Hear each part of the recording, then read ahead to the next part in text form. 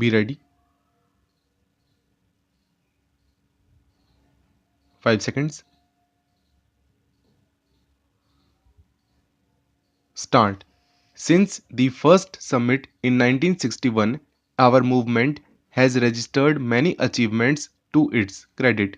But on the issue of global nuclear disarmament, which was identified as a priority by our leaders in 1961, we have yet to make a decisive headway. With the end of the Cold War, we are convinced that there is a window of opportunity that needs to be exploited. Many sections of the international community are now re-evaluating their earlier positions and becoming convinced of the merits of a phased approach for nuclear disarmament, which they considered too idealistic in 1988. The Canberra Commission on the Elimination of Nuclear Weapons declared that the opportunity now exists, perhaps without precedent or recurrence, to make a new and clear choice to enable the world to conduct its affairs without nuclear weapons. Many others are realizing that the Nuclear Non-Proliferation Treaty cannot provide a lasting and genuine solution to the problem of proliferation. It is vital for our movement at this juncture to renew our commitment to the goal of a nuclear weapon free world and take advantage of this environment.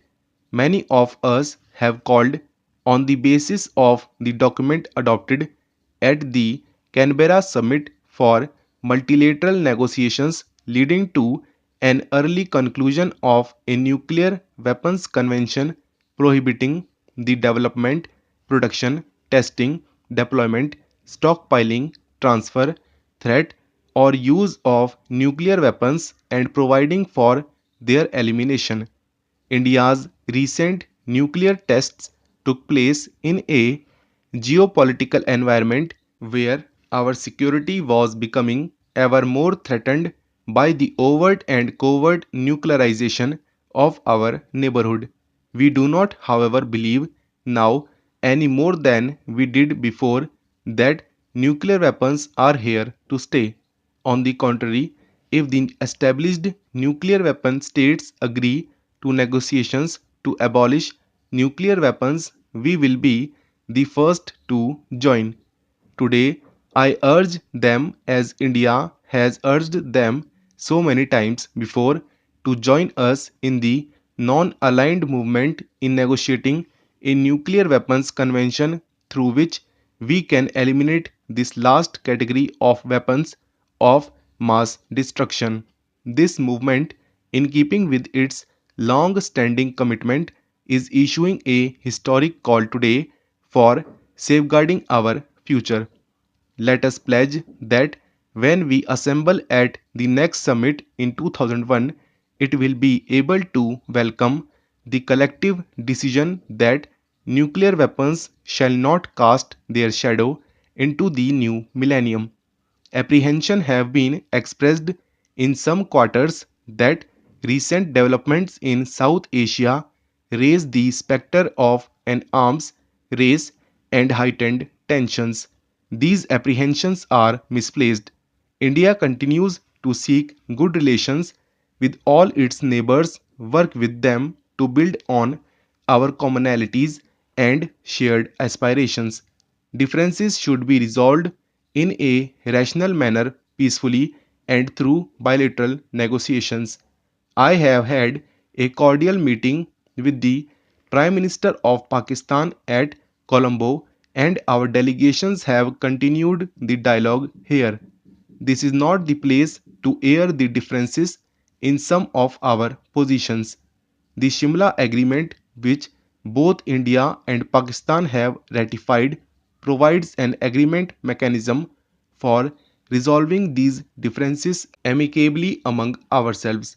Let me say this loud and clear that there is no place for any third party involvement in this process, howsoever well intentioned.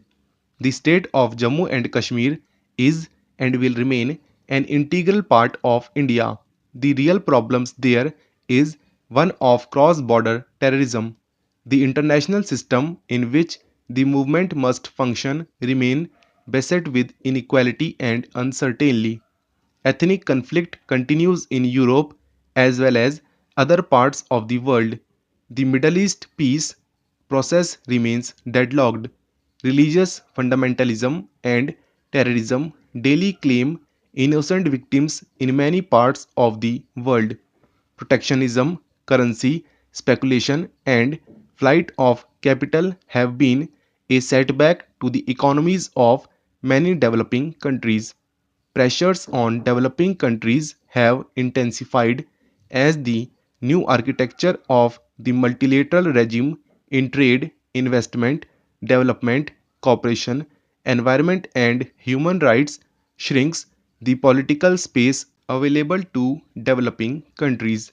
The United Nations is being asked to shoulder increasing responsibilities, but its financial resources rest on shaky foundations.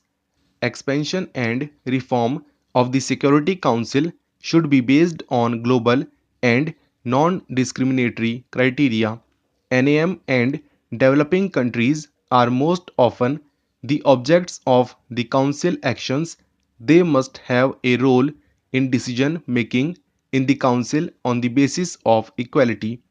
To meet the aspirations of its members, NAM has to develop the strength to translate its numbers into an effective voice in international affairs. It has to regain lost ground in a changed international environment. Another priority should be to set an agenda for the management of the international economy. Protectionism has returned in markets of the developed world. Trade and investment are being increasingly used to promote political objectives on labor standards, intellectual property rights, human rights, and the environment. These are defenses thrown up against the recent successes of some developing countries. These members have emerged in the vanguard of international growth.